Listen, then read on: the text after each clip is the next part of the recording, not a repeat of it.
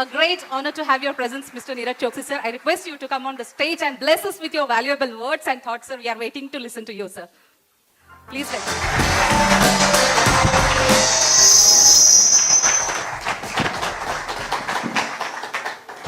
Hello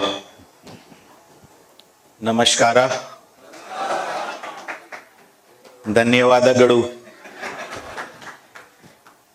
These are the only two words I know in Kannada, so you will have to excuse me for the rest of my speech. What a wonderful day, what a auspicious day, and what a brilliant achievement by Sharan Patil and his team. Many congratulations to them. इन्होंने extraordinary काम किया है and अपने growth के साथ बहुत ही लोगों का वेल्थ ग्रो करने में भी मदद किया है and I want to also thank all the investors for your support. I think without the investors हमारे जैसे लोग का कोई अस्तित्व नहीं है. बट बहुत कम लोग ऐसे हैं कि जो सक्सेसफुल होते हैं एंड वही लोग आज यहाँ बैठे हैं, राइट. काफी सारे लोग मार्केट के उतार चढ़ाव में, मैं उसी के ऊपर आज बात करूंगा. I am going to talk on that. But I think the journey has been phenomenal. Last NJ का जर्नी तो 30 इयर्स का है. 16 साल से Sharan Patil ji and his team inspire wealth is associated with us. The way in which they have conducted the business is extraordinary. It is inspiring. It is very much as it name suggest. चाहिए certainty चाहिए ना कि भाई question हम पूछते हैं कितना return आएगा, 15%, 20%, अभी बढ़ेगा कितना होगा, 1 लाख का सेंसेक्स हो जाएगा, 30,000 का निफ्टी हो जाएगा, क्या होगा, नहीं. But what is certain is one thing and that is uncertainty, right. What is certain is uncertainty. And believe me के जीवन के अंदर because of this uncertainty the opportunity is there. And the best chapters of life are written because of uncertainty. ये sentence समझने जैसी बात है. ये किसी ने, कोई महान व्यक्ति ने लिखा था, तो मैंने इसको इन्वेस्टमेंट्स के अंदर कन्वर्ट करने की कोशिश की. Embrace uncertainty. Some of the most profitable investments in our lives won't have returns until much later. मतलब हमने अनसर्टेनिटी को जब एम्ब्रेस किया, मार्केट के फॉल्स को एक्सेप्ट किया, and then the best returns जब आ गया हमारा, I think lot of examples are there which is a reality, right, which is a reality.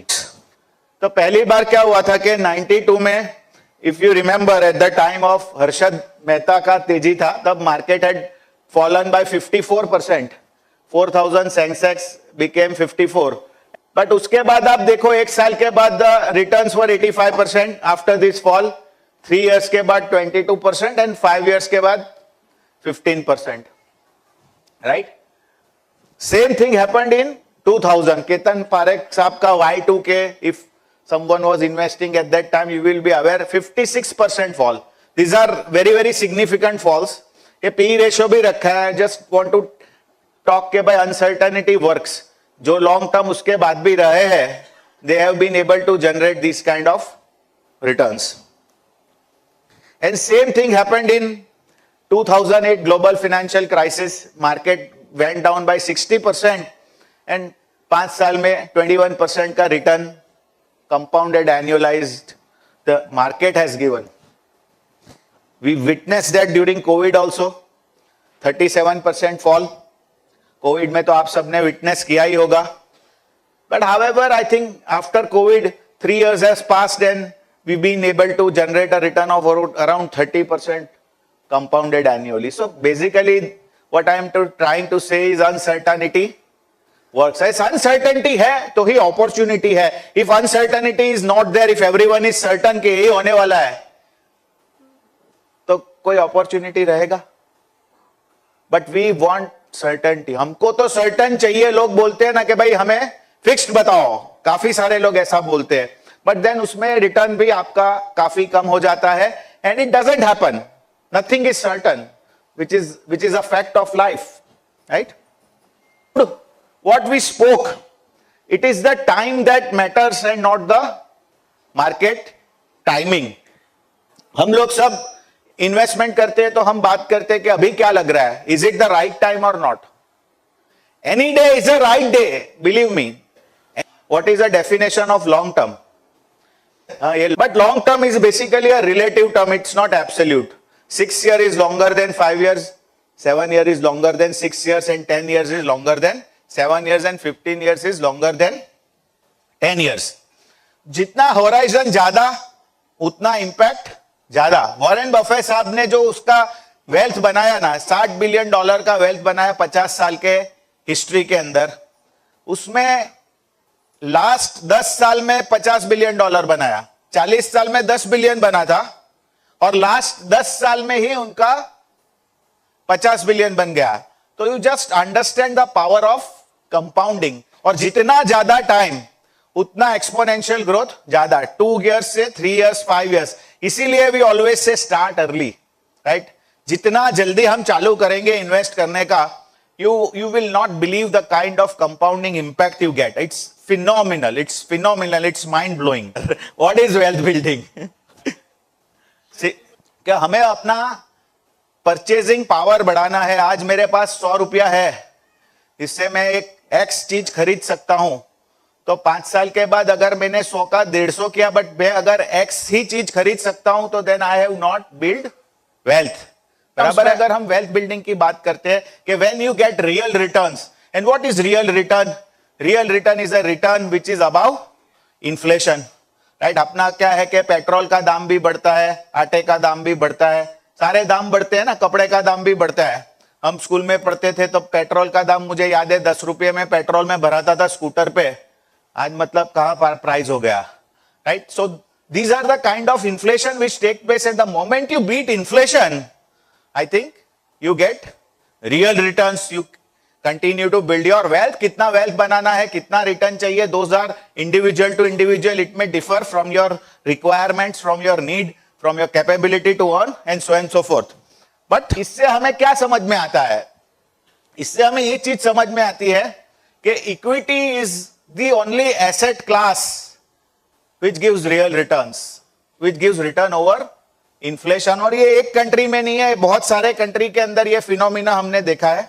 यहां पे रियल रिटर्न दिया है, ये अगर मैं इन्फ्लेशन इसमें से निकाल देता हूं तो this is the real return. 7% का करीब करीब इन्फ्लेशन था. गोल्ड ने 10% का रिटर्न दिया है, तो 2.93 का रियल रिटर्न है. सिल्वर का ये रिटर्न है. बैंक डिपॉजिट्स में 1% का रियल रिटर्न है. कंपनी डिपॉजिट्स में 2% का रियल रिटर्न है. While the real return in equity is 8.25%. Maximum पैसा यही टाइम पे आता है. बट हम लोग क्या फॉल के अंदर टेम्पररी डिक्लाइंस में हम फंस जाते हैं. And then we start saying that the stock market is speculation. Equity में तो पैसा ही नहीं बनता है, हम तो कभी करते ही नहीं है, and so fourth. I am not talking about you, but I am talking about the general investors which starts investing when the markets are at its peak, and then when the market starts falling, I think they get into temporary declines. And advances are permanent because human evolution की history है 3-4 हजार साल के ऊपर की. अभी तो history है कि भाई हम लोग कहां से कहां पहुंच गए. Stone age, ice age, fire, motor car का इन्वेंशन हुआ, एरोप्लेन का इन्वेंशन हो गया, आज internet. And today we are also talking about artificial intelligence.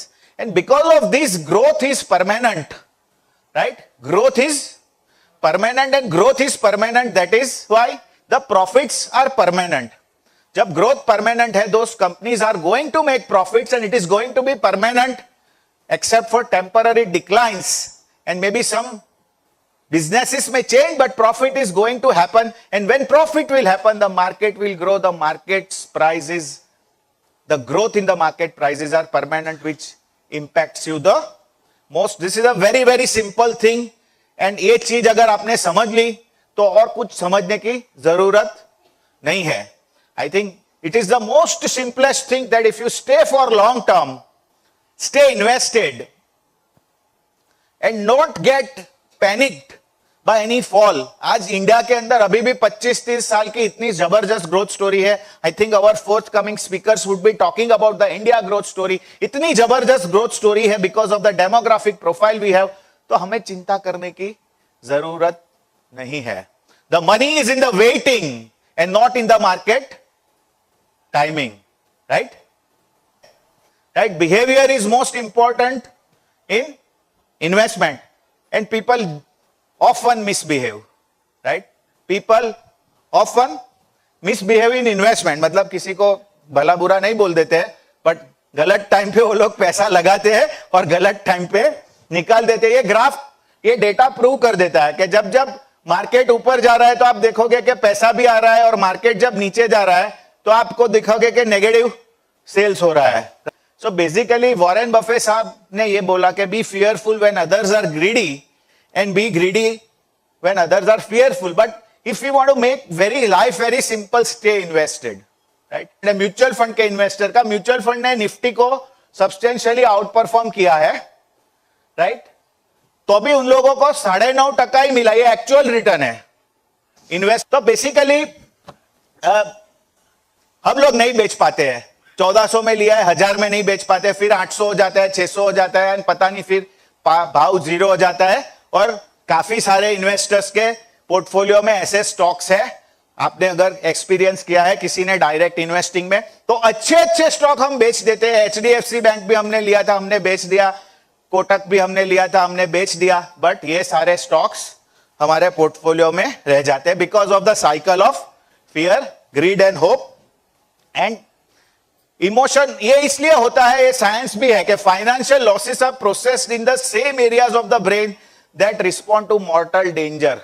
तो वो फाइनेंशियल लॉस हम बेयर नहीं कर पाते, majority of the people. And fear has a greater grasp on human action than the impressive weight of historical evidence. मैं एक आपको sir Isaac Newton की स्टोरी बताता हूं. ये क्या खत्म हो गई 80% वेल्थ. उस समय उन्होंने एक स्टेटमेंट दिया था, very very beautiful statement. Just आप सुनिए कि I can measure the frequency of sound. I can measure the frequency of sound but I can not measure the frequency of human behaviour. मतलब human behaviour is such that, and that is why ये तेजी हो जाती है, इररेशनलिटी होती है, irrational prices आ जाते हैं, ओवर एक्सुबरेंस, एकदम पेसिमिज्म आ जाता है.